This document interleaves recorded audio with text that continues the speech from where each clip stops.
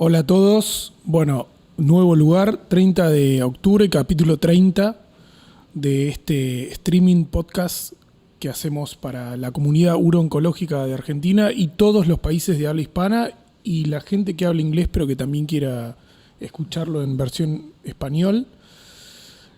Bienvenidos a este hermoso lugar, bienvenidos a todos. Hola chicos, hola a todos. Buenas, ¿qué tal? ¿Cómo andan? Está muy bueno el lugar, ¿eh? Está muy bueno. Realmente es un lugar que está hace muy poco tiempo estrenándose, así que somos afortunados que podemos estar acá.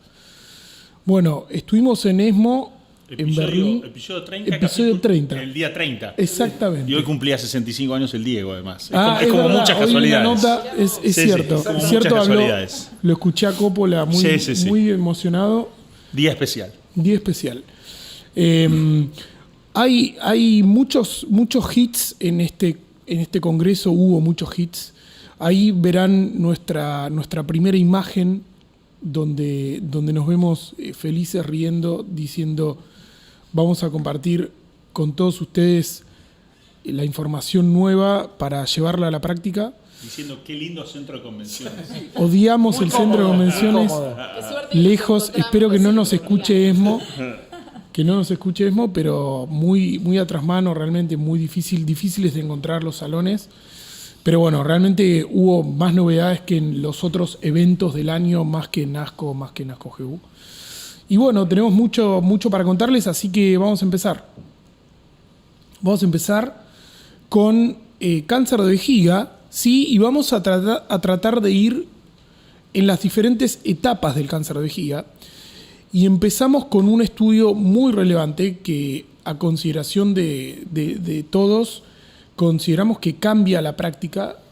Es el estudio POTOMAC, es un estudio en población cáncer de vejiga no musculoinvasivo de alto riesgo. Alto riesgo es una población donde los pacientes pueden tener T1 de cualquier grado, alto grado TA, pero tiene que ser multifocal o de más de 3 centímetros, o carcinoma in situ, ¿sí? Esos pacientes eran vírgenes de BCG y se randomizaban a 3 opciones terapéuticas, ¿sí? Una con durvalumab BCG inducción mantenimiento, otra con durvalumab BCG inducción y la rama control estrictamente era BCG inducción mantenimiento. Gonza, ¿podés hablar un poco del estudio, del diseño? ¿Qué te pareció? ¿Una población interesante? Sí, coincido con vos que es un estudio que va a cambiar la práctica. La verdad que el escenario no musculoinvasivo es un escenario cada vez más atractivo. Digo, no solo el cáncer de vejiga cada vez está teniendo un rol más preponderante, sino específicamente el no musculoinvasivo. Vos muy bien describiste las ramas. En general, creo que, digamos, acá es cuánto aporta el durvalumab. La rama de inducción sola se intentó para ver si se podía hacer una BCG más corta con la ayuda de la inmunoterapia, objetivo que no se cumplió. El endpoint primario era la sobrevida libre de enfermedad y los pacientes hacían el tratamiento estándar con BCG más durvalumab un año. El estudio fue positivo y es el segundo estudio positivo en este escenario. El CREST con Zarzalimab ya había dado positivo y dio positivo en su endpoint primario, que era la sobrevida libre de enfermedad, con un hazard ratio de 0.68, o sea, reduce un 32% el riesgo de recurrencia, por lo cual yo creo que la inmunoterapia se impone en el escenario no musculoinvasivo.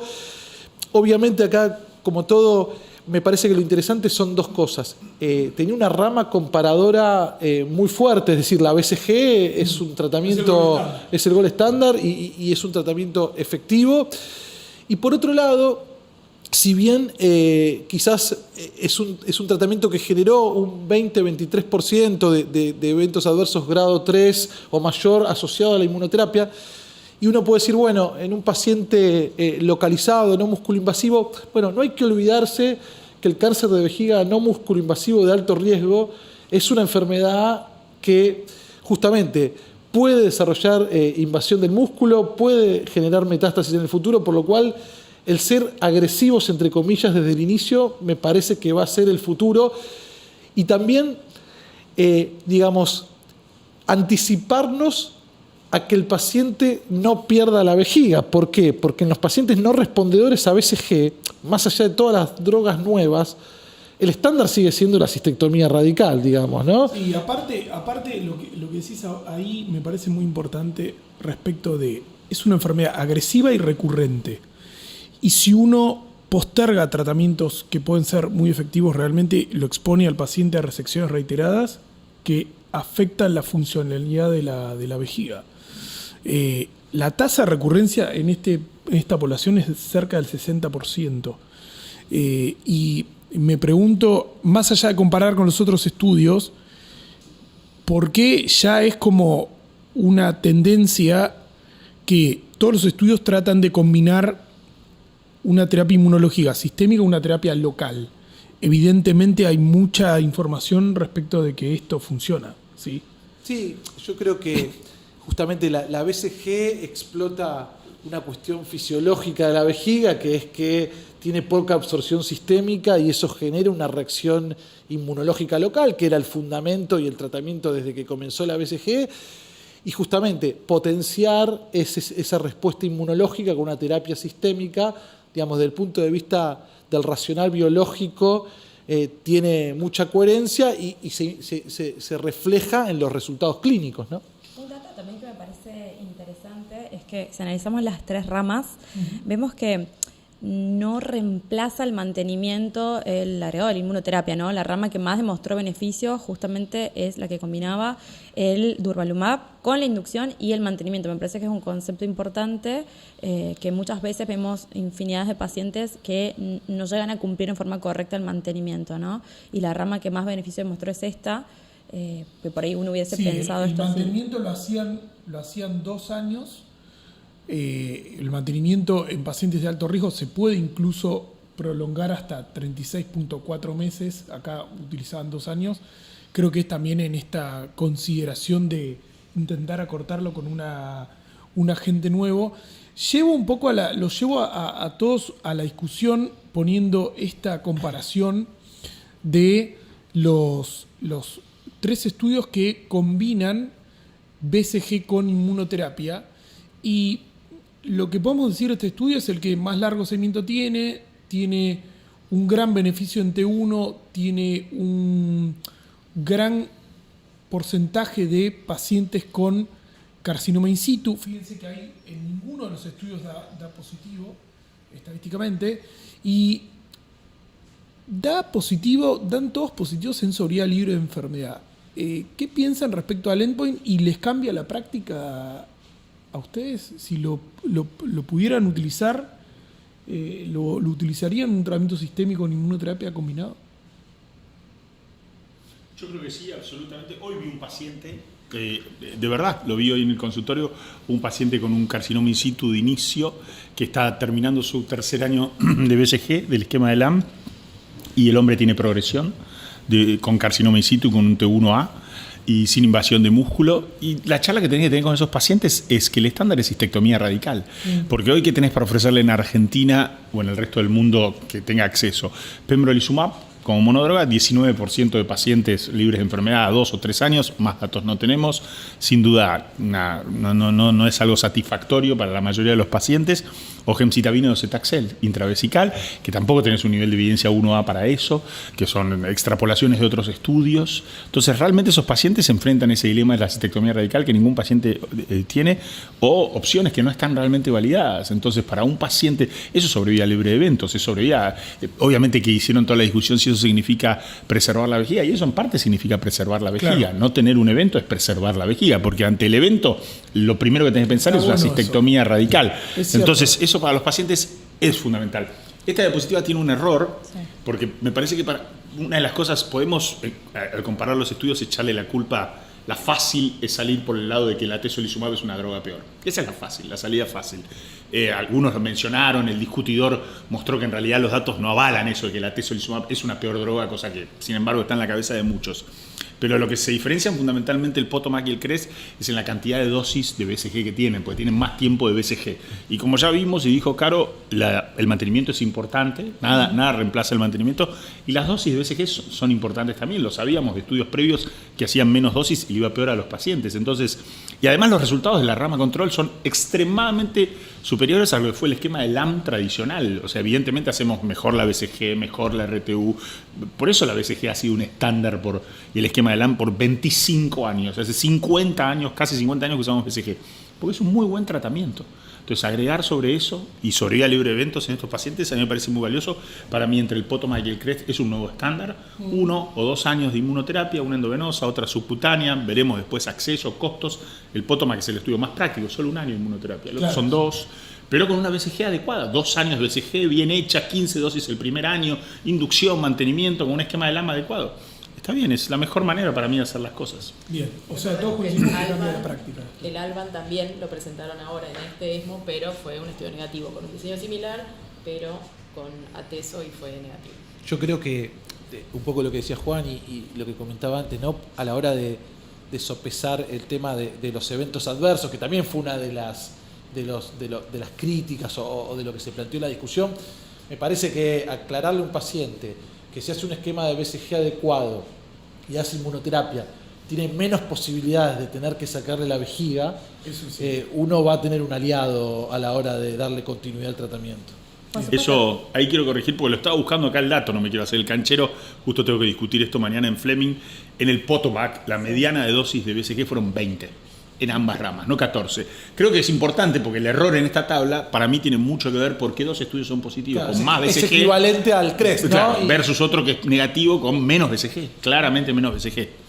Sí, y otro error de esta tabla que dice MIBC. Sí, que no se incluyeron a pacientes con Músculo infiltración del invasivo. músculo, ¿no? Y con respecto a las toxicidades, lo que me parece importante aclarar es que la realidad es que es el perfil de toxicidad que todos ya un poco ya conocemos de la inmunoterapia. Sí se agrega quizás más disuria, si analizamos críticamente, que es lógico, porque hay más inflamación a nivel vesical sumado a la BCG, pero creo que es un perfil de toxicidad totalmente aceptable, al que todos ya estamos bastante habituados. Sí, es interesante decirlo porque realmente es algo a lo que le temen los médicos que por ahí no utilizan inmunoterapia, que sí hacen BCG y al ser una droga endovenosa sistémica genera este temor. No, y aparte, claramente, este es un paciente que ve el urólogo, Por lo cual eso, el urólogo por eso. va a tener que justamente no tener ese prejuicio. Pero o en ese prurito con la inmunoterapia. la discusión, si uno le ofrece a un paciente cistectomía versus el riesgo de eventos relacionados a la inmunoterapia sistémica, yo creo que todos van a elegir esos riesgos, ¿no? Totalmente. Bueno, pasamos a otro estudio, pasamos de no músculo invasivo a músculo invasivo. Este es el Keynote 905, el EB303. Fíjense, es un estudio cáncer de vejiga, músculo invasivo, población no elegible a cisplatino, es decir, los pacientes no podían someterse a neoadjuvancia en este contexto, porque la neoadjuvancia es para pacientes platino elegibles. Los pacientes eran randomizados, tenían que ser obviamente T2 a T4, incluían pacientes N1 alrededor del 10%. Los pacientes tenían 3 opciones terapéuticas, ¿sí? Una rama de inmunoterapia con pembrolizumab, antes y después, 3 y 14 ciclos respecto de la cistectomía. La rama de observación, que fue la que se terminó comparando en esta presentación y fueron los datos más relevantes, que era cistectomía solo, ¿sí? Uno dice, ¿por qué cistectomía sola en un diseño de un estudio actual? Bueno, si somos estrictos, la población inelegible a cisplatino no tiene un gol estándar en neoadjuvancia, ¿sí? Y ustedes me preguntarán, pero en adjuvancia? En adjuvancia tampoco tiene un gol estándar porque tiene estudios que demuestran sobrevida libre de enfermedad y aún no datos maduros de sobrevida global. Por eso el diseño que presenta el 905 no puede ser cuestionado desde ese punto de vista, ¿sí? Obviamente que uno, en base a el resultado patológico, si el paciente no es elegible para quimioterapia, intentaría hacer adyuvancia con inmunoterapia, pero bueno, no se puede cuestionar el diseño en ese aspecto. Y la tercera rama era enfortumab vedotin, 3 ciclos previos, más pembrolizumab, cirugía, y después 6 ciclos de adyuvancia con enfortumab vedotin con pembrolizumab por 14 ciclos. ¿Sí? Endpoint primario, sobrevida libre de eventos. Endpoint secundario, sobrevida global. ¿Sí? Bueno, Gonza. Para mí este es el trabajo o el estudio de Berlín. La verdad que a mí lo que me gustó mucho de este trabajo es que, si bien es un ensayo clínico, eran pacientes muy reales. Había 12% de pacientes ECOG2, casi un 80% de T3, T4. Y otra cosa es que, si bien, eran obviamente pacientes inelegibles a cisplatino, que decían que sean inelegibles o que el paciente decline, la mayoría eran inelegibles por criterios de Galsky. O sea, no era que el paciente no quiso hacer quimioterapia, pero era candidato. O sea, eran pacientes que para un ensayo clínico eran muy, muy de la práctica habitual.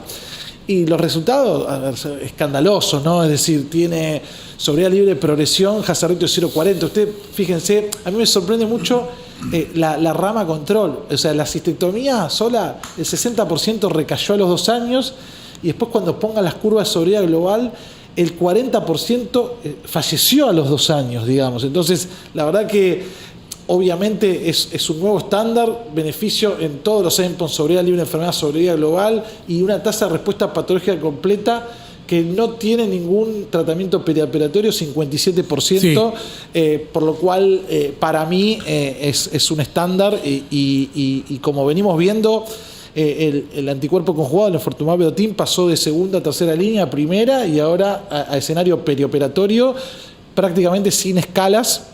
Así que creo que, como decía recién, es sin duda el trabajo de... Para vos es el más importante de ESMO. Sí, sin duda. Es una firma, es para discutir después eso también, a fin de año para discutir. Y por otro lado, vuelvo al mismo concepto que con el no músculo invasivo, porque uno puede decir, bueno, la verdad que es una droga y un esquema que genera cierta toxicidad significativa, pero si uno ve los números de la cistectomía sola, digo, no hay ningún argumento para no sostener y afrontar esa toxicidad, ¿no? Sí, yo creo que lo interesante también es que nos tiene que mostrar realmente que es un tratamiento insuficiente, ¿no?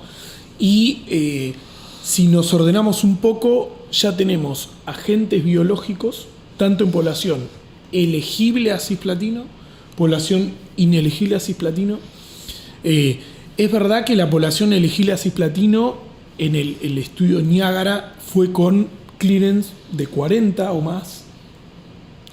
Y uno se pregunta, ¿no? Este esquema también podría entrar en esa población y sacarle el lugar con estos números también a la quimioterapia, ¿no?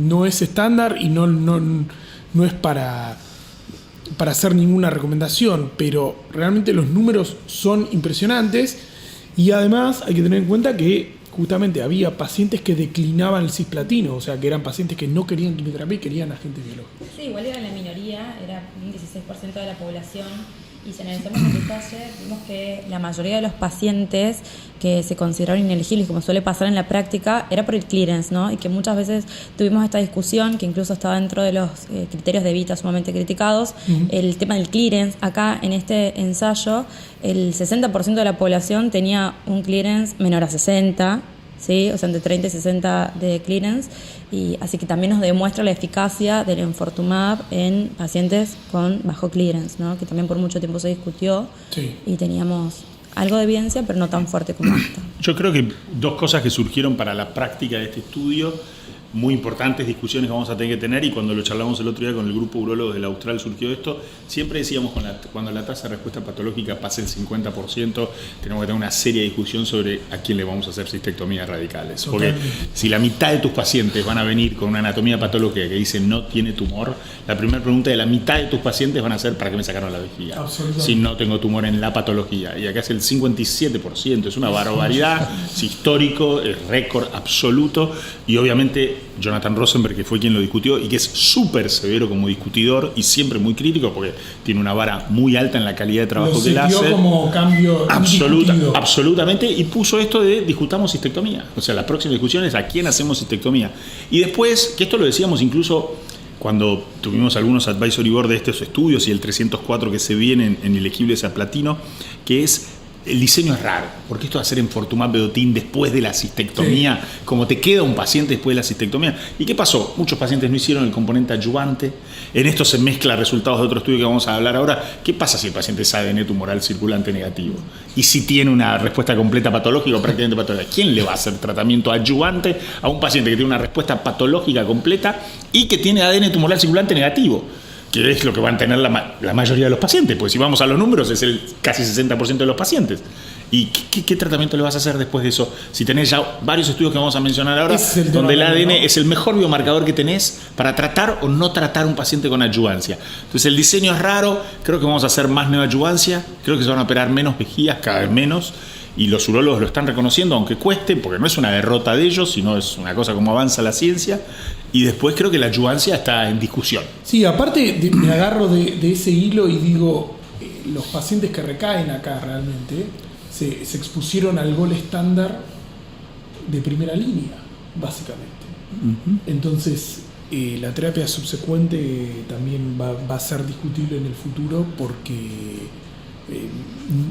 ¿quién lo respondría a este mismo agente si el paciente recayó dentro del año? Sí, pero como siempre, esta es una enfermedad que no te guardas nada porque la mayoría de los pacientes, y estos son unfit, la gente no llega. Lo peor de lo peor. Por eso Gonza dice se muere mucho, pues se muere mucho esta gente, de cáncer y no de cáncer. Y cuando vos tenés semejante impacto en sobrevida global, la discusión de qué vas a hacer cuando se vuelvan metastásicos en primera línea es una discusión fútil. Muchos se van a morir, muchos no van a ser candidatos a tratarse. Entonces le vas a dar lo mejor que tenés al principio y hoy lo mejor que tenés en enfortumab vedotin pembro. Claro. Es así. Es más, escuché mucho también la discusión que es lógica, es, che, ¿y no deberíamos hacer esto antes de la radioquimio en estos pacientes? Y vamos a hacer radioquimio, 3 ciclos de pembro y después le hacemos radioquimio. Sí, yo creo que entonces abre un montón de discusiones, pero es histórico. Estoy con Gonza que es histórico. No, y aparte, a ver, uno piensa en otros escenarios. Siempre los pacientes inelegibles a cisplatino, las tasas de respuesta patológica completa son menores, ¿no? Claramente. ¿Qué esperamos del 304, no? Digo, la realidad que nada, me parece que es un esquema que se impone y que no solo va a ser hoy en este escenario, pero se va a imponer en el escenario de platino elegible sin duda, ¿no? Y veníamos sin superar una meseta de respuestas patológicas completas entre un 35 y 45, el Niágara, que fue lo más nuevo y lo mejorcito hasta ahora, tenía un 37%, esto claramente supera todo. Sí. Bueno, realmente es interesante lo que decís, Gonza, probablemente de los que vamos a discutir realmente es el que más revoluciona la práctica.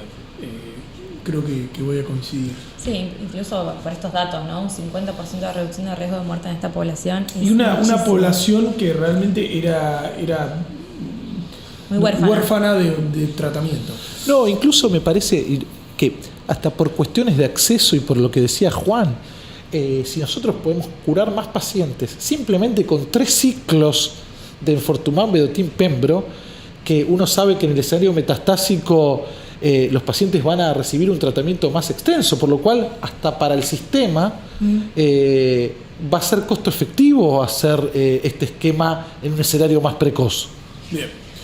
Bueno, vimos no músculo invasivo no elegible a cisplatino en etapa perioperatoria, y ahora pasamos a un trabajo de presidencial, que es lo mismo de la plenaria en ASCO, que es el RC48C016, un estudio de cáncer de vejiga metastásico, ¿sí? Que era diseñado para pacientes con un biomarcador presente, el factor de crecimiento epidérmico, que podría ser de 1 a 3 cruces.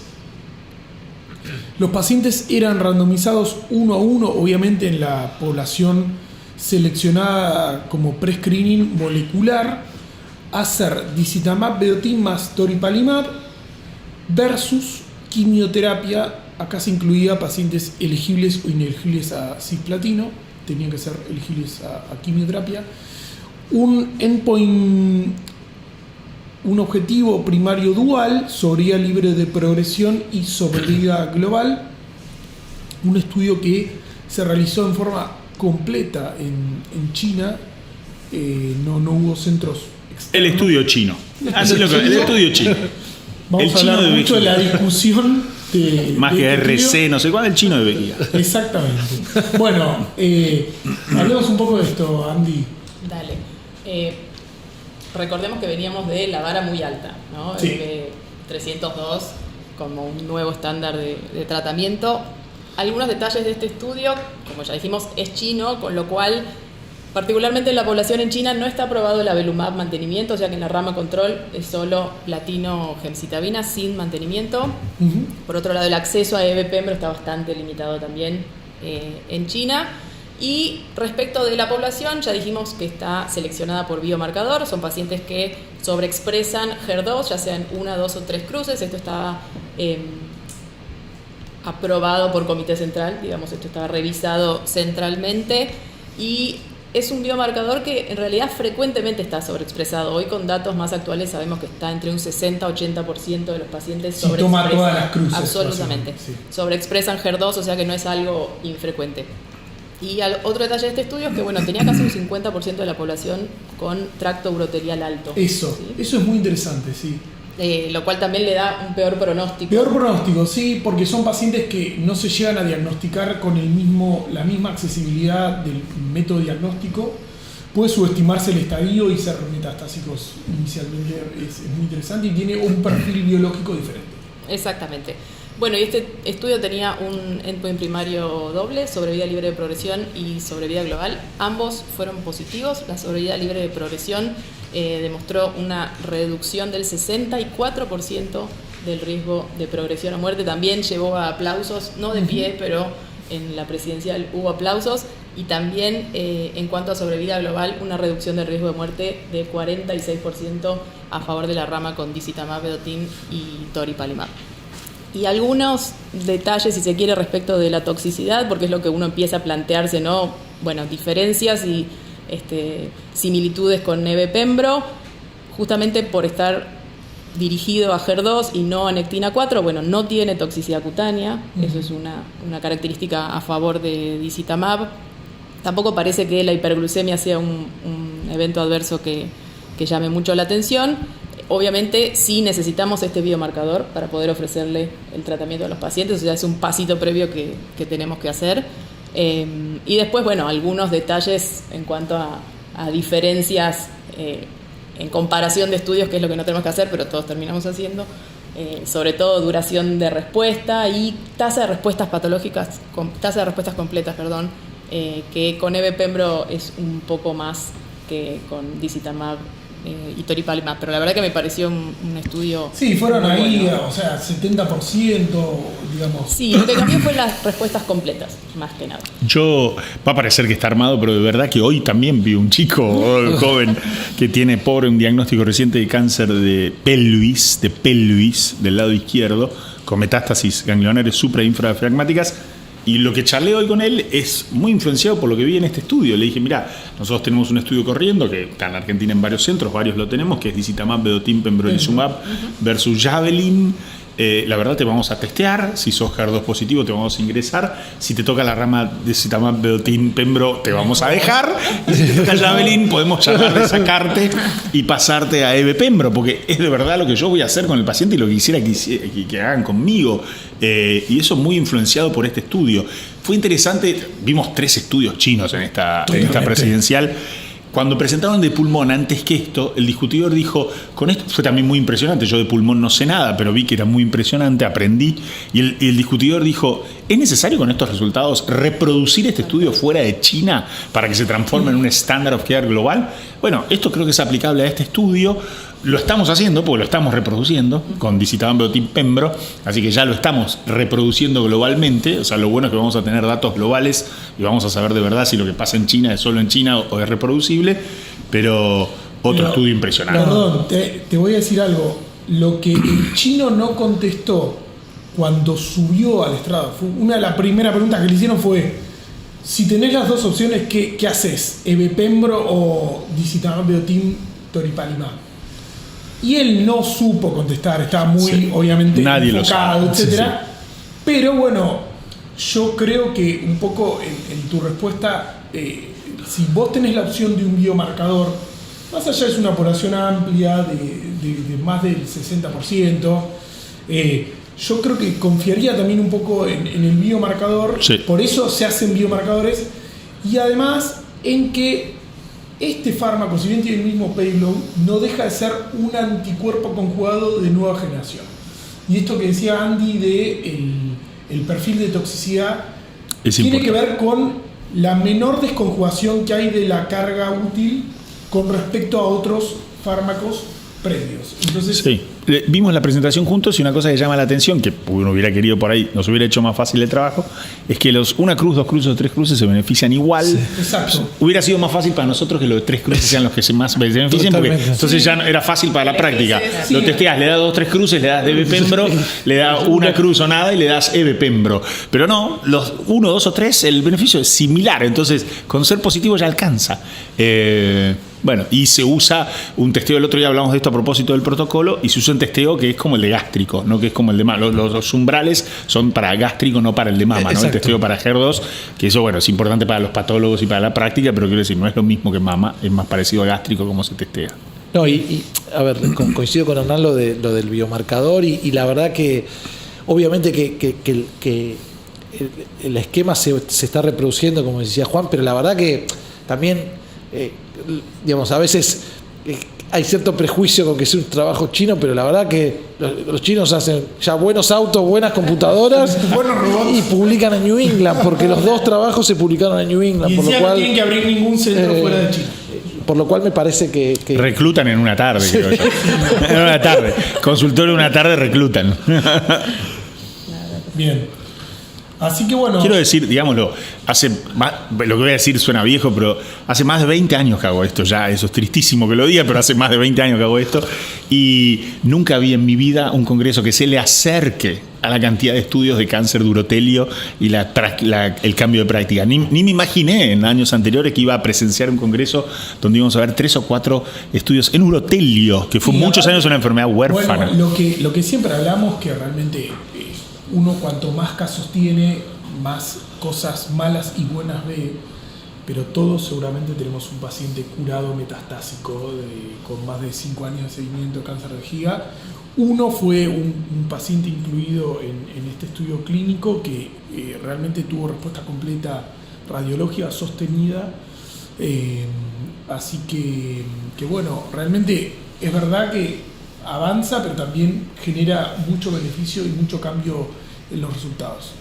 Bueno, creo que con eso estamos terminando vejiga. Sumamos el Invigor 011, ¿sí? O sea, 4 estudios que cambian la práctica. Nunca me imaginé que iba a haber eso, de verdad, impresionante. 4 hits de cáncer de vejiga. El Invigor 011, ya lo conocerán, es un estudio de atezolizumab en pacientes que cumplían criterio para hacer adyuvancia post-cistectomía o tenían una respuesta insuficiente a la neoadyuvancia, y lo que se viene ya informando en diferentes congresos es esta tendencia de que los pacientes que hacen un clearance del ctDNA tienen un beneficio adicional. Bueno, y esto es un poco lo que habla el 011. Sí, lo que me parece más importante con respecto a este ensayo, que me parece interesante el diseño, ¿no? Acá, como vemos, los pacientes que se incluyeron eran pacientes que podían o no haber hecho neoadjuvancia, y fíjense que se randomizaban según el ctDNA. Aquellos que tenían, o sea, se repetía cada 6 semanas, y lo interesante es que aquellos que positivizaban el ctDNA, o sea, se iba repitiendo, ¿no?, cada 6 semanas, y aquellos que positivizaban pasaban a randomizarse a atezolizumab versus placebo. Y creo que esto nos dio una herramienta muy importante para terminar de confirmar el rol del ctDNA para definir, primero, como factor pronóstico. Sabemos que es bastante importante y nos permite predecir un poco enfermedad residual, ¿no? Sabemos que los pacientes que tienen citidina positiva les va peor, que van a ser los que más se van a beneficiar con un tratamiento adyuvante, y también los datos más sorprendentes son cómo les fue a aquellos que mantuvieron el citidina negativo, ¿no? Si vemos esas curvas, que creo que no las tenemos acá, pero vemos que a 2 años los pacientes con citidina negativo, solo un 12% presentó recaída. O sea que nos podemos quedar bastante tranquilos en aquellos pacientes que tienen este biomarcador negativo y que realmente podemos solo vigilarlos, ¿no? Bueno, volviendo a lo que decía Juan antes, parece mentira, ¿no? Pero esto empezó con la leucemia amiloide crónica. Enfermedad mínima cáncer de residual. vejiga. El MRD de los hematólogos. Minimal Residual Disease de los hematólogos. Nadie hablaba en oncología de MRD, que era Minimal Residual Disease, y ahora hablamos de Minimal Residual Disease. Y encima es algo, lo que vos decís que es algo totalmente dinámico, predictivo, que puede ayudar en el momento. El desafío es obviamente quién va a acceder al recurso, ¿no? De la mano de esto se presentó los del 274 nivo adyuvante, que en los pacientes ADN tumoral circulante negativo no había beneficio. Entonces yo creo que la adyuvancia inevitablemente es una cuestión de acceso. Esto tampoco es tan costoso, se puede hacer desde Argentina con la misma empresa que lo hizo para el estudio. Es costoso, por supuesto, pero no son cifras extraordinarias, y salen menos que cualquier droga que usamos todos los días, menos que cualquier droga que usamos todos los días. Compartimos con Gonza, ahora Gonza no me va a dejar mentir porque compartimos un paciente. Claro, compartimos un paciente que de hecho se volvió positivo después de hacer una respuesta completa imagenológica y tenía enfermedad de la vejiga y le sacaron la vejiga y ahora se negativizó, o sea que es un extraordinario biomarcador. Pero esto junto con el 274 tampoco muestra beneficio de la adyuvancia. Entonces la adyuvancia en un paciente ADN tumoral circulante negativo es súper discutible. Uniéndolo esto a lo del 303 que hablamos antes, paciente que hace respuesta completa patológica y encima tiene un ADN tumoral circulante negativo, se terminó el tratamiento de ese paciente ahí. O sea, ¿quién más le va a hacer tratamiento de ese paciente? ¿Para qué? Yo creo que EB303 más Sínvigo 011 es no cistectomía. Digo, claro. Eso es lo que se va a discutir, sí, ¿no? Sí, obvio. Una tasa de respuesta patológica altísima con un biomarcador muy confiable, digamos. Sí, absolutamente. Y otro dato es que uno piensa que es totalmente irreproducible hacerlo cada 6 semanas, eso está claro, pero la inmensa mayoría de los pacientes que tenía citidina positivo lo positivizaba dentro de las primeras 20 semanas. O sea, es bastante rápido, ¿no? O sea, cuando lo positivizan. No es que tenemos que realmente controlarlos por tiempos tan prolongados, quizás como lo es en el entorno de un ensayo clínico. Pero me parece muy importante este ensayo que nos viene a confirmar el rol de citidina y decir, aquellos que son positivos tienen que hacer adyuvancia y los que son negativos probablemente sea suficiente con observarlos, ¿no? Bien. Bueno, parece mentira, pero terminamos con vejiga, con lo más importante. Hubo otros trabajos. Pasamos al mundo del cáncer de próstata. Bueno, vamos con Capitelo 281, un estudio de pacientes con cáncer de próstata hormonosensible metastásico, en su mayoría sincrónicos, 80%. Y interesante, cerca del 75% eran alto volumen, o sea, era una población muy compleja en términos pronósticos, que tenían que tener un déficit de esta fosfatasa, que lo que hace es regula una vía de crecimiento. Cuando, digamos, está en déficit de función, no está regulada la vía y genera proliferación anárquica. Y lo que podemos decir de interesante de este estudio es que la determinación se hacía por inmunohistoquímica, ¿sí? 90% de células que no presentaban expresión de este biomarcador se consideraban como deficitarias, ¿sí? Así que el estudio se diseñó con una randomización 1:1.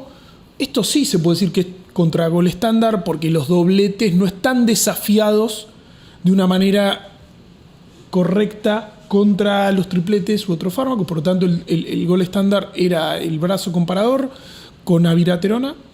Y bueno, los resultados son interesantes también. Yo tuvimos la suerte de participar de este estudio, así que lo conocemos desde la cocina. No sorprende que sean pacientes con una enfermedad muy agresiva. Sabemos que el cáncer de próstata agresivo es una enfermedad de pérdida de genes supresores de tumores, más que de ganancia de oncogenes.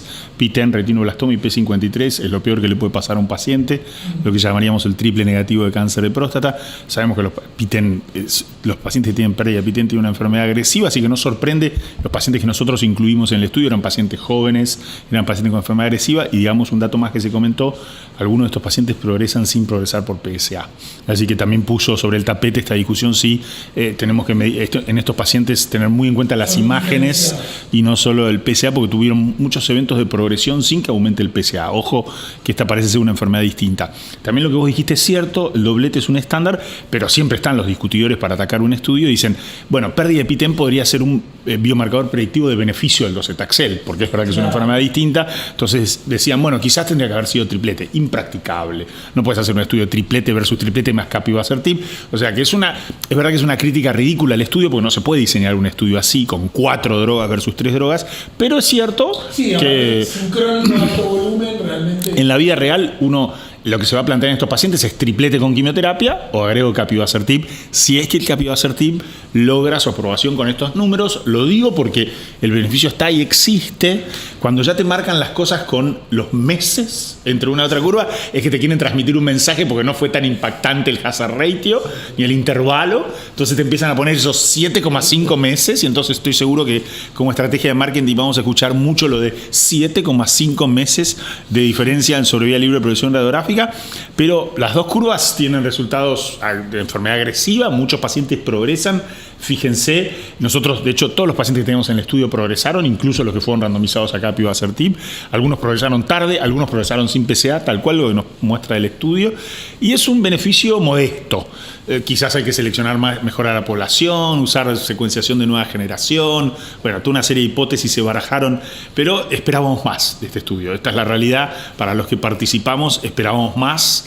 Y yo no sé si esto va a alcanzar para que capivasertib sea, con su toxicidad y con sus costos extra, aprobado en esta población.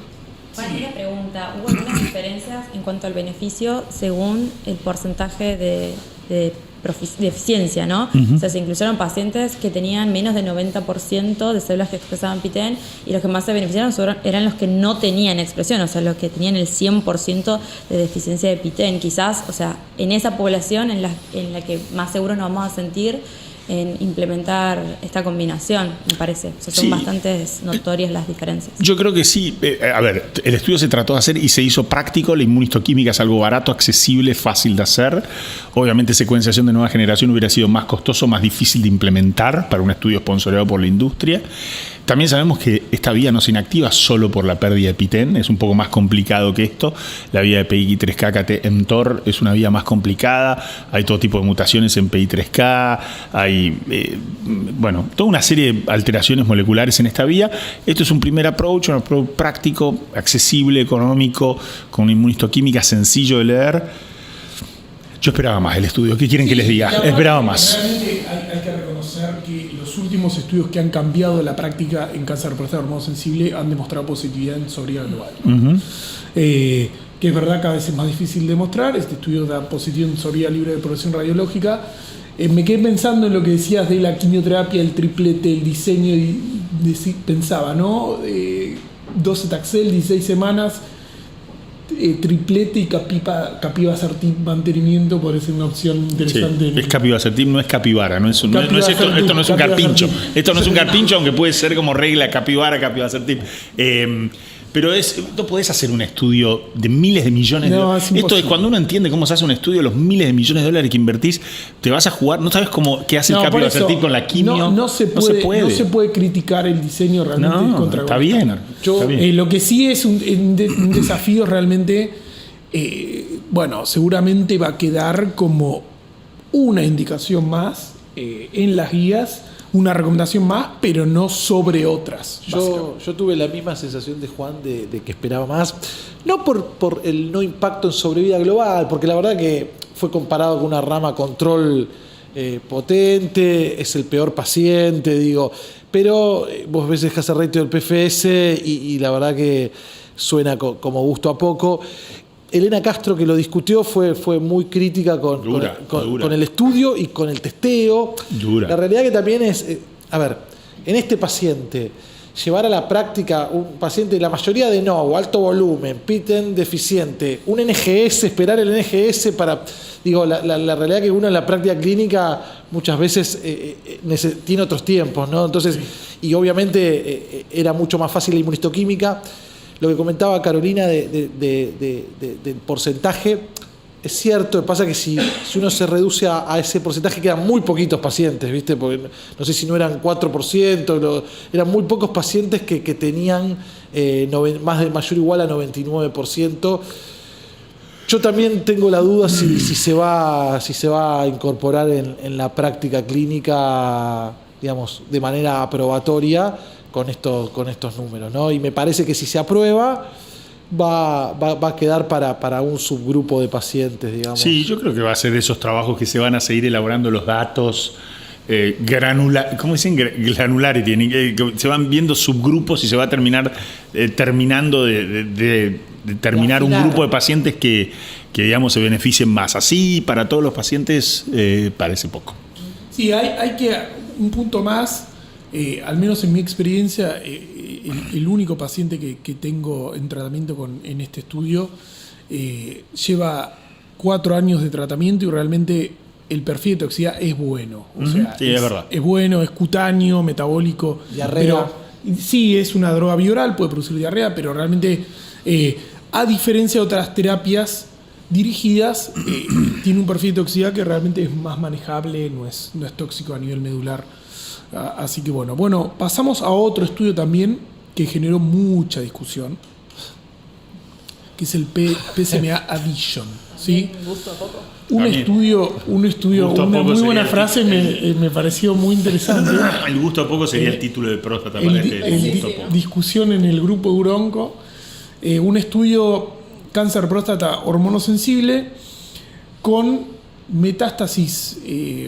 Podía ser una sola metástasis hipercaptante por PSMA. Tenía que ser pacientes vírgenes de tratamiento, pero se podía, por eso dice mínimamente tratados hasta 45 días de una terapia de depridase androgénica. Y las ramas también, podemos decir, contra gol estándar, lutecio PSMA 6 ciclos más ADT y ARPI. La mayoría utilizaba abiraterona y apalutamida, ¿sí? Tercer lugar enzalutamida y último darolutamida, que entiendo que es porque no tiene por ahí la evidencia de monoterapia como las otras. Era la mayoría de las drogas elegidas por investigador. El endpoint primario, sobriedad libre de progresión radiológica.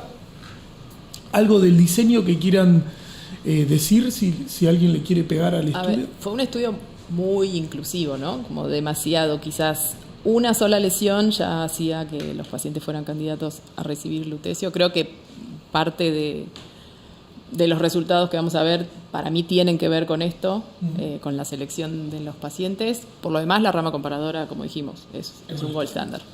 Sí, yo pienso lo mismo. Hace una cosa muy bien ESMO, por lo menos lo hizo en próstata, que es cuando llama al discutidor, llama a la contra. Sí, porque Elena Castro, primero la pone a discutir Elena un trabajo con un testeo con inmunistoquímica, que es la reina del testeo molecular y de la secuenciación. Obviamente lo va a criticar por el testeo. Y cuando llaman a discutir este trabajo, llaman a un australiano, a Luna Sat, que obviamente son súper selectivos, que le hacen 2 PET a la mayoría, y le ponen a discutir un trabajo donde con una lesión PSMA positiva podías incluir los pacientes, era obvio que lo iba a criticar, más con esto del gusto a poco que podemos ver en las curvas, donde el beneficio es modesto, muchos pacientes se cruzaron, esa es la excusa, pero digamos, de vuelta es gusto a poco, por lo menos para mí es gusto a poco, y creo que tiene que ver con el hecho de ser muy inclusivo. Creo que tenemos que acá prima un interés obviamente lógico y comercial de Novartis, que es entendible de que su droga sea utilizada por la mayoría de los pacientes, pero creo que tenemos que ser un poco más selectivos. Ya lo vimos con los estudios Therapy y Vision, donde si sos más selectivo tenés mejores resultados. Ya sabemos que hay una correlación entre cuánto captan las lesiones, entre el volumen de enfermedad PSMA positiva y la respuesta. Entonces ya lo sabemos que hay una medida, una forma de estratificar a los pacientes. En este estudio eso no se hizo, entonces tenemos un beneficio que es modesto. Bueno, en la previa de esto yo estaba en una reunión que estaban discutiendo un diseño de un estudio, de un sponsor, y decían, con lo que se va a presentar ahora en unos minutos, ¿no sería un error no incluir pacientes progresados a radioligandos? Entonces, como que se sospecha un cambio de práctica en la etapa hormonosensible con esto, tal vez porque el estudio es muy inclusivo y la recomendación viene por una población más selectiva.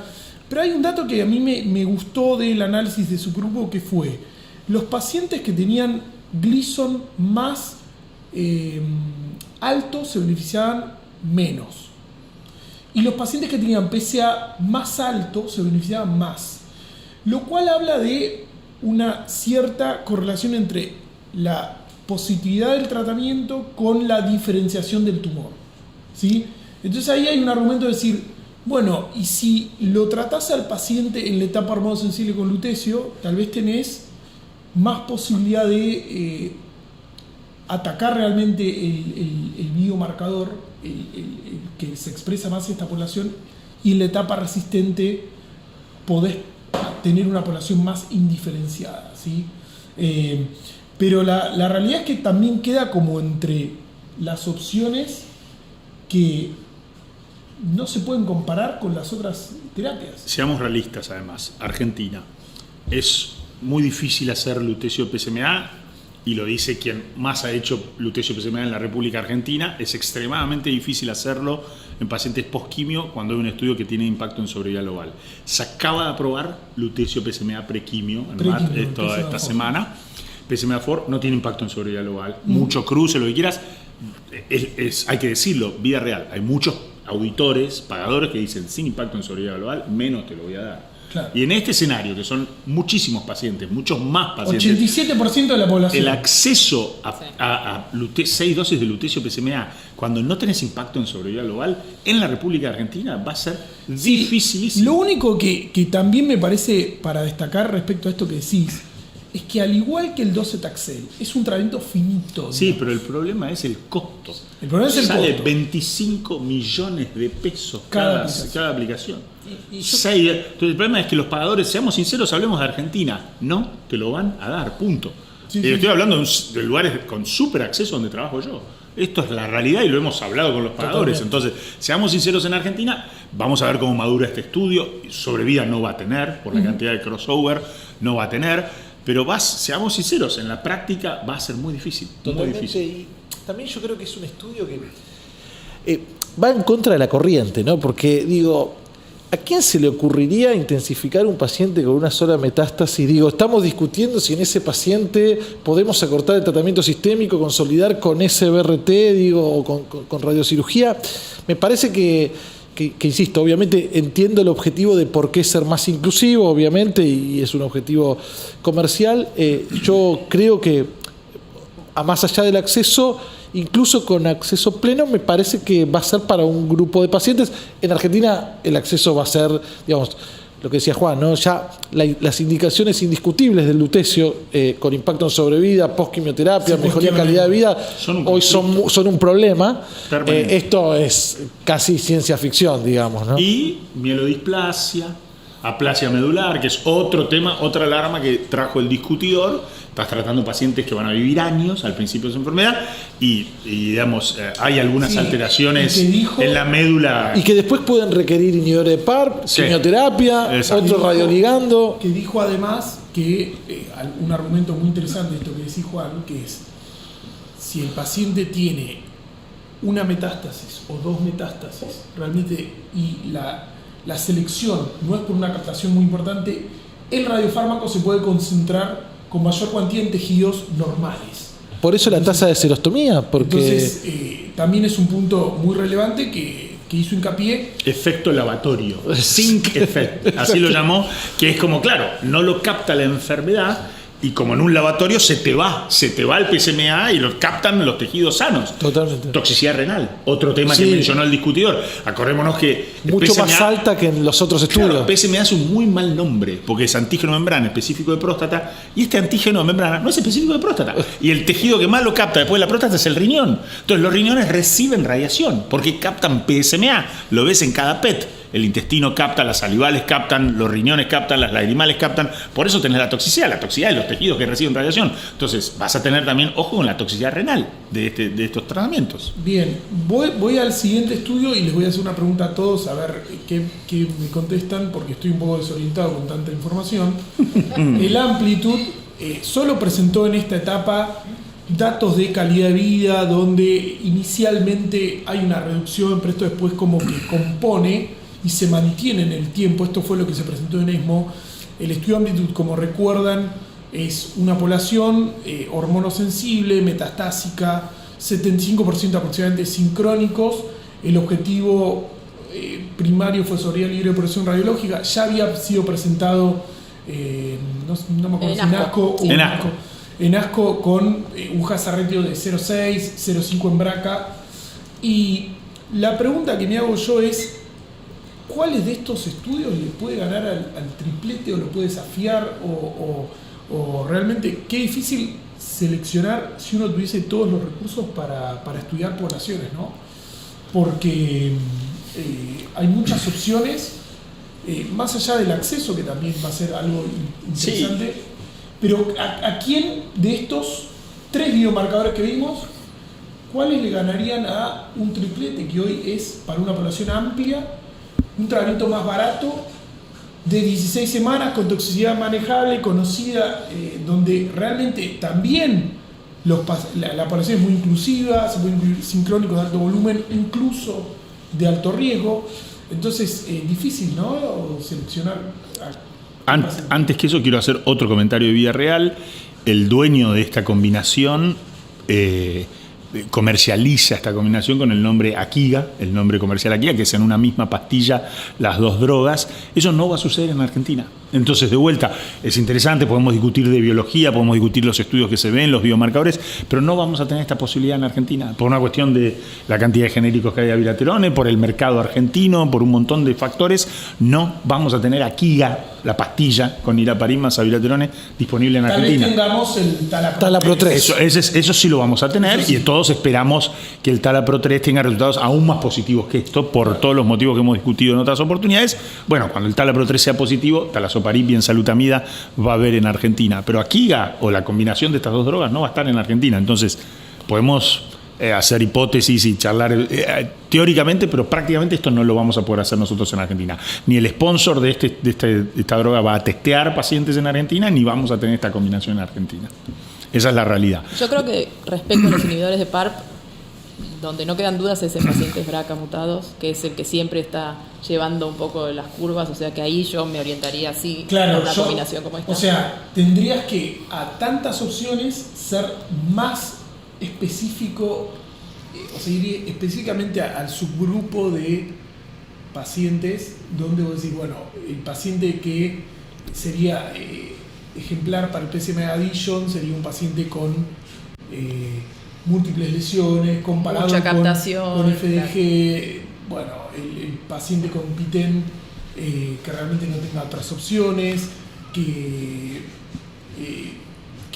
no sea un tumor, digamos, muy diferenciado, el paciente con HRR, que sea alguno de estos 4 genes que sabemos que son más conductores que otros, pero es realmente difícil para tomar una decisión si uno no va a la precisión de los biomarcadores. Así es, y con respecto a lo que nos contaron en este congreso, específicamente con respecto a la amplitud, que evaluaron calidad de vida, fueron bastante lógicos, ¿no? Los datos que nos mostraron, que al principio claramente las curvas caen porque es donde los pacientes habitualmente más toxicidades tienen, porque después aprendemos a manejar la toxicidad con fármacos, a regular las dosis, y después la realidad es que los pacientes alcanzaban una meseta y en definitiva tenían una calidad de vida aceptable, ¿no? O sea, solo el descenso se vio en el primer tiempo, que es donde debemos ajustar el tratamiento sintomático, y ajustar dosis.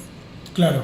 Sí, es básicamente lo que uno aprende del manejo de la toxicidad del fármaco y la reducción inicial y después el mantenimiento de la misma dosis. Bueno, eso con próstata, salvo que haya algún comentario más de algún estudio que no haya sido tan relevante, pero creo que estos fueron los... Bueno, no. Una cosa, leuprolidema ensalutamida, estudio en BARC, positivo en sobrevida global, un momento cómico donde el presentador Friedland hizo una pequeña pausa para que lo aplaudan, una cosa medio grotesca, pero bueno, medio grotesca, pero bueno, es el primer estudio en recurrencia bioquímica que tiene impacto en sobrevida global, y la ganadora termina siendo la rama de leuprolidema ensalutamida, que creo que es lo que hacemos todos, pero pierde un poco de valor la rama de ensalutamida monodroga, que no mostró este impacto en sobrevida global. Creo que el estándar es leuprolida ensalutamida en BARC en los pacientes con recaída bioquímica. Con intermitencia, que eso es muy bueno. 9 meses se corta y se ve. A los 0,2 se puede... Se corta a los 9 meses y llegás a 0,2. Y lo que me pregunto ahí es si... creo que te he comentado un caso alguna vez y vos recuerdo que me decías... si tenés un paciente que no le hiciste todavía una terapia de rescate, sí, pero tenés la población de EMBARC, por ahí sería como el paso subsecuente a esa terapia de rescate. Por ejemplo, sí, primero hay que agotar las opciones curativas. O sea, no está bien que un paciente que le hiciste una prostatectomía radical y tiene una recaída bioquímica, aunque sea de alto riesgo, le hagas EMBARC. A ese paciente le regalas el lecho.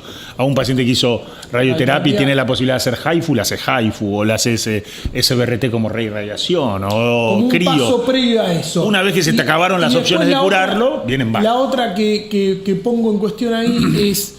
los pacientes de EMBARC eran recaídos bioquímicos. Es una práctica recomendada hacer PET en esa población de pacientes. Estos pacientes eran pesquisa con centellograma. Sí, de hecho se hizo un estudio en donde población igual, la mayoría son oligometastásicos.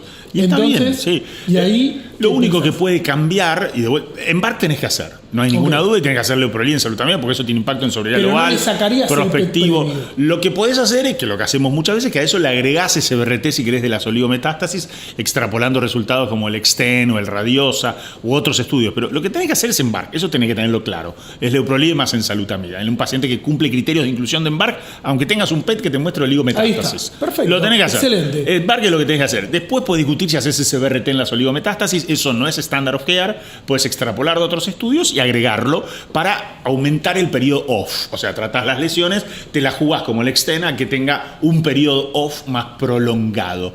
Pero eso ya es discusión caso a caso y aplicación caso a caso, pero EMBARC hay que hacer. No, totalmente, pero creo que el EMBARC no tiene que sacar la posibilidad de hacer un PET en la recaída. No, absolutamente. Ni un PET ni una terapia de rescate. Ni una terapia de rescate, exactamente. Sí. Bien, excelente. Bueno, ¿qué nos queda? Nos queda riñón.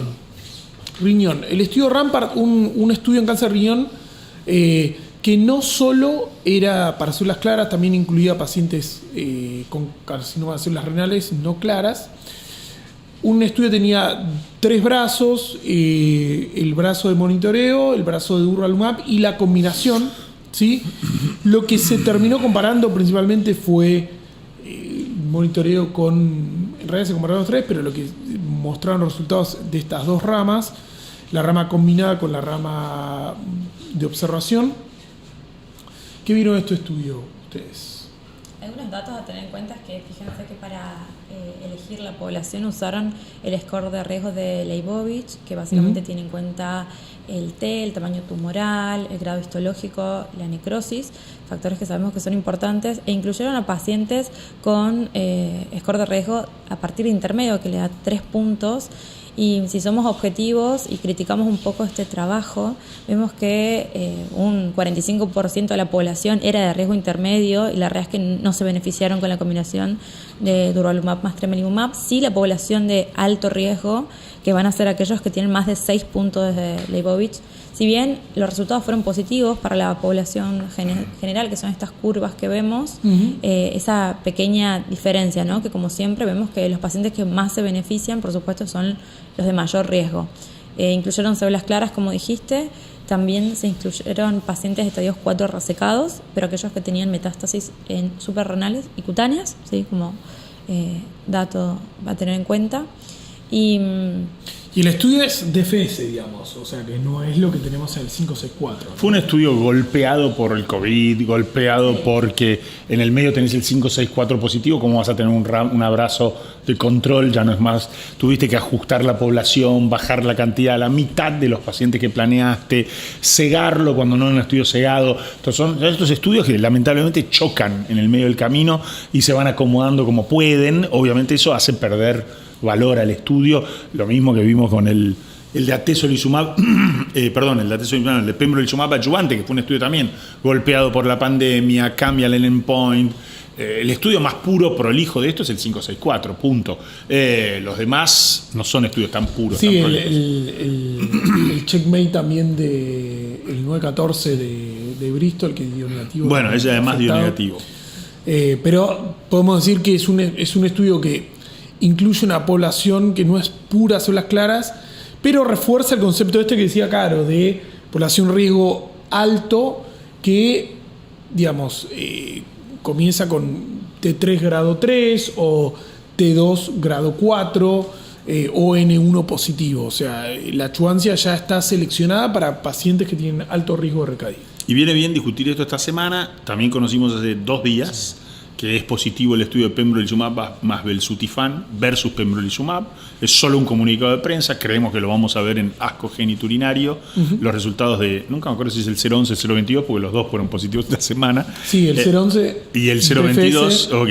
Y entonces ahí yo creo que Pembro es estándar para pacientes de riesgo intermedio alto o alto, con una clasificación más sencilla.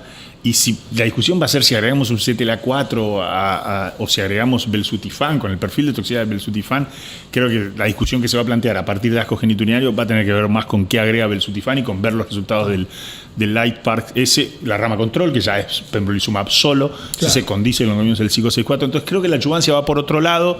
No estoy seguro si esta combinación va a ser aprobada con estos números y si va a ser una cosa que realmente le hagamos a nuestros pacientes con la toxicidad agregada del anti-CTLA4, que es significativa, lo vimos en el estudio de BMS. Me parece que no va a cambiar demasiado el escenario, sí, me parece. No tiene impacto en sobrevida por ahora y 30% de toxicidad grado 3-4 y 2 muertes por miocarditis, digamos. Sí, me parece que no va a cambiar. Bien, y por último,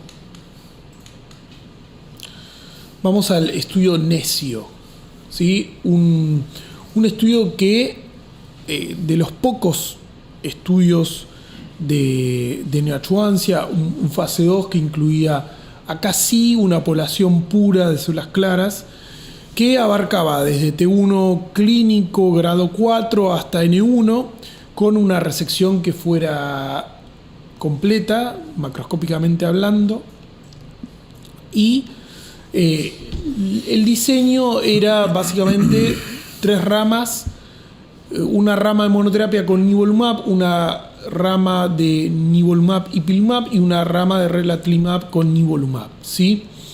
Estas 3 ramas, vale aclarar, era un estudio no comparativo, ¿sí? O sea que no estaba evaluando la diferencia entre las ramas. Eso también un poco en la discusión se criticó.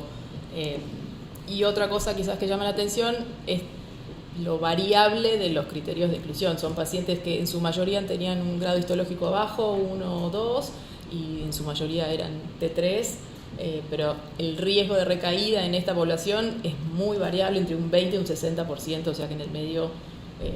Claro, no era una población muy específica de riesgo de... Exactamente, de alto riesgo de recaída. Sí, aparte fíjate que incluyen T1B, básicamente. Entonces, pero con grado alto. Y en este caso el endpoint primario era la respuesta patológica, pero podía ser respuesta patológica completa, casi completa le llaman ellos, sí, o incluso muy confuso, parcial. Sí, muy confuso. Convengamos que eran 14 pacientes por rama, esto que se evaluó, eran poquitos, pero fue un estudio en principio positivo para este endpoint primario de respuesta patológica. Para la rama de IPI-NIVO hubo 2 cercanas a la respuesta patológica completa, vamos a llamarlo así, y la rama de RELA y NIVO, una respuesta patológica parcial y una respuesta patológica completa.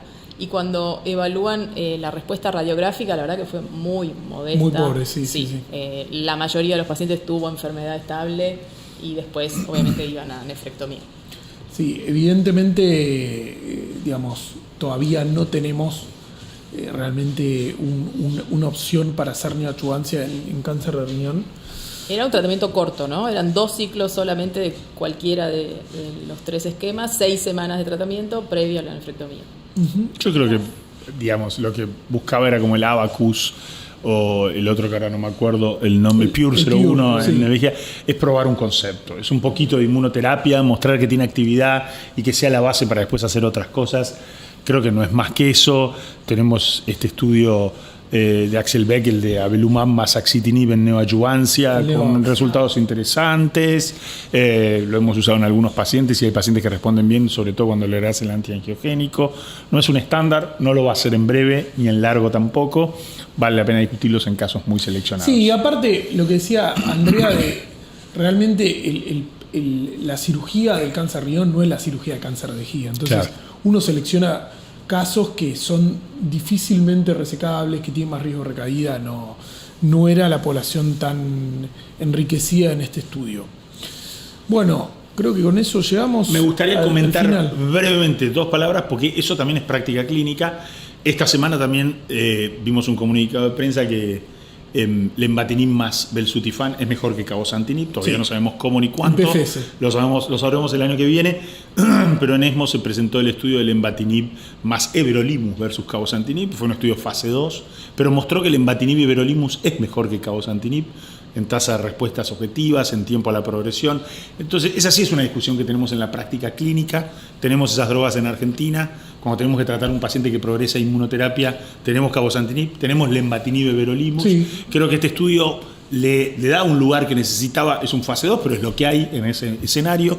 Al lenvatinib y everolimus como una opción para pelearle a cabozantinib en algunos pacientes, e incluso si tenés un paciente progresado a cabozantinib, tenés un argumento para hacer lenvatinib y everolimus como un tratamiento que tiene claramente actividad en pacientes progresados. Sí, aparte es razonable, porque habitualmente lo que uno utiliza como líneas subsecuentes es inmunoterapia o inmunoterapia combinada. En general, el cabozantinib es una droga que aporta otros biomarcadores diferentes, y el lenvatinib y everolimus es una combinación que tiene su aprobación en base a un fase 2, pero que realmente tiene un mecanismo de acción totalmente diferente a los antiangiogénicos clásicos. La discusión es si deja un pasito más lejos el belzutifan, ¿no? Claro, y después línea subsecuente. Belzutifan el año que viene va a saltar a la segunda línea. Va a ser lenvatinib belzutifan después del estudio que fue positivo, probablemente. Lo discutiremos el año que viene, después de asco genitourinal. Cabe mencionar que es una combinación tóxica, ¿no? Que sabemos que para pacientes que están realmente muy fit, que si bien tienen tasas de respuestas bastante altas, hay que tener manejo de la toxicidad, ajuste de dosis. Y es un dato a tener en cuenta, pero sin duda creo que es una combinación sumamente efectiva. Principalmente el lenvatinib realmente es una droga difícil de manejar toxicidad, pero bueno, las dosis no son las... Claro, se ajusta a dosis. Las plenas 14 de 18 a 24 miligramos, sí, que son inaceptables. Entonces, creo que cuanto más lo usemos vamos a poder manejarlo cada vez mejor. Bueno, muchas gracias por escucharnos y nos veremos en el próximo capítulo. Creo que va a haber uno probablemente a fin de año con la discusión de qué fue lo mejor. Muchas gracias. Gracias. Chau, gracias. todos. Chau.